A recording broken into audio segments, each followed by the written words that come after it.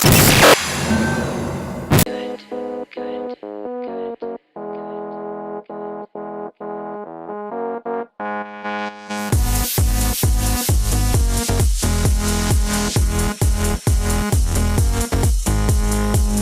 limits in every aspect. No one can even imagine the things that was happening. First you do it because you love it, and then you realize it's bigger than you. Okay, you can do this. Forgive me.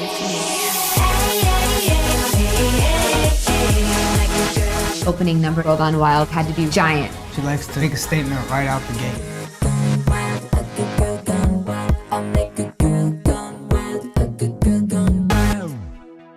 Dawn is an artist. She chooses artists. She doesn't choose dancers that just spit out choreography. Most tours want dancers to support the artist, but she really chooses people that have individual star quality.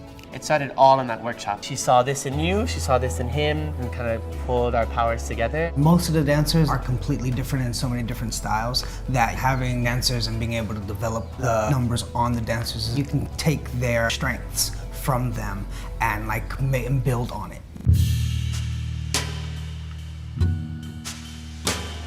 I was about 12 years old when my mom put me into dance classes. I started doing some training in jazz and pom. I discovered contemporary and this whole different other side of the dance world I didn't know existed.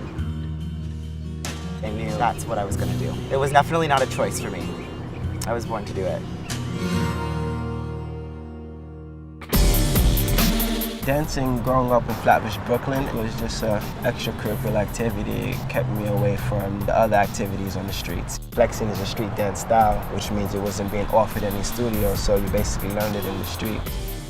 After high school, when it's time to make choices, you realize your options. I guess dancing chose me. Growing up in Hawaii, I just come from this really small studio. We don't have references as to what the best contemporary songs are or who's the coolest hip-hop crew. We're so isolated from it. I don't have any specialty. That's really just been like a soul-searching process of movement on this tiny little island.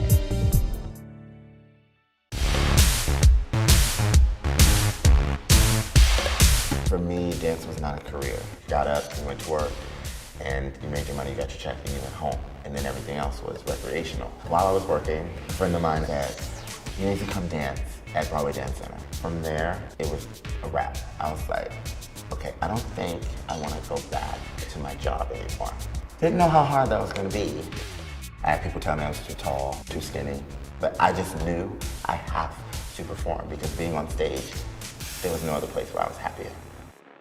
The workshop was a great opportunity for her to try out some ideas she had. She had Darrell go and play with the song Girl Gone Wild. I went into the other room and I had Chaz and Pono next to me and I was like, okay, here we go. We just banged it out until like 2 or 3 in the morning. What she tries to bring out of people is if you're going to choreograph something, it has to have meaning. What is the story you're trying to tell behind your work?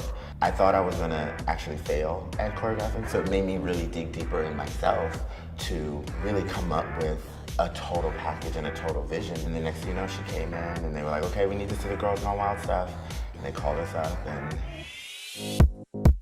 It's so hypnotic, the way you pull on me, it's like the pulse of gravity right up. They gave me the call and they said, they want you to choreograph. And I kept my composure on the phone. I was like, oh my goodness, that would be amazing. Hung up the phone, started screaming, running around my apartment, called my mom. Girl Gone Wild was a number that woke you up. It was a number that got you thinking right off the bat. It's not subtle at all, and she loves that.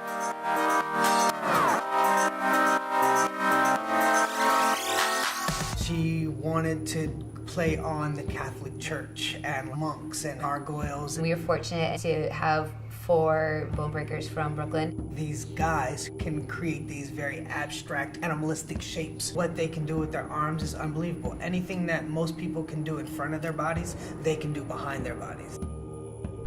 And at that part, you know, bone breaking is pretty dark and grungy. And then all of a sudden, during the number, the monks rip off their cloaks and they're like shirtless.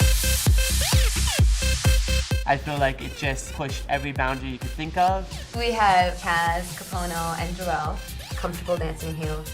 And then you have these three B-boys, not very used to dancing in any kind of way. In the beginning of the rehearsal process, the boys did not want to put the heels on. It went against like everything they stood for. They were like, no, I'm not putting on heels. And I felt like it was like, here we go, people judging. And then I was just like, just put the heels on. They got really, really heated and really intense over 4 inches. And the boss finally walked in and said, you're either putting the heels on or you're not staying, so what are you gonna do? So they all put on their heels and they all started to dance. You don't have to be bound by status quo. You can be different. Those gentlemen, to me, have now become my favorite male dancers. B-boys in heels and still looking masculine. That's the dopest thing I think I've ever seen in my life. There was a big message behind Girl Gone Wild, I think, for her. She spoke for freedom, for people to get to do whatever they want to do. So it definitely set the mood for the show. One thing that she's always said Yeah. for as long as I've ever known her is that she's been put into a position where she's been given a voice, and it would be giving up if she didn't Stand up for use people. it and stand up for people. Most countries we went to, there was things said. The place where I felt like the severity of it, though, was in Russia. It was in St. Petersburg and Moscow, because the U.S. Embassy actually issued a statement saying if you're working on the MDNA show or if you're going to it, you should fear for your safety. Like, are you kidding me? Like it sounded so bizarre to us coming from the States. There was some concern for sure. I mean, we're in St. Petersburg where it's illegal for men to have heels on. As we're walking from our tour bus into the venue, you know, there's police outside. Many people got arrested for dressing up the way they wanted to dress. It was, what are they gonna do? Are they gonna like this? Is someone gonna throw something at me? Like, we had no idea what was gonna happen. By the time we got ready to go on that stage, we were already full war. It honestly turned out to be one of our best shows. I was dancing harder than I'd ever danced, ever. When you have a leader like that, it's contagious. You can't help but stand strong with her. I am here to say that the people here and all around the world have the same rights. The same rights to be treated with dignity, with respect, with tolerance, with compassion, with love. Madonna's a true freedom fighter, and she truly practices freedom of speech. It might be controversial, but a lot of people appreciate it. It was actually more empowering to do the numbers in heels than ever. The fact that she had a message and we got to carry it across with her was really powerful. I can definitely say it changed me in so many ways. There's so much more I want to do with my art now. Yeah, Madonna's Madonna. She's larger than life, but she's also just one person, and it definitely instilled this belief and this power where there's no reason I can't do the same. I feel like there's a reason she picked the people that she picked, because to an extent, whether we thought it or believed it then, we believe it now. It gave me that extra confidence that I thought I was losing. Never, ever, ever not be yourself.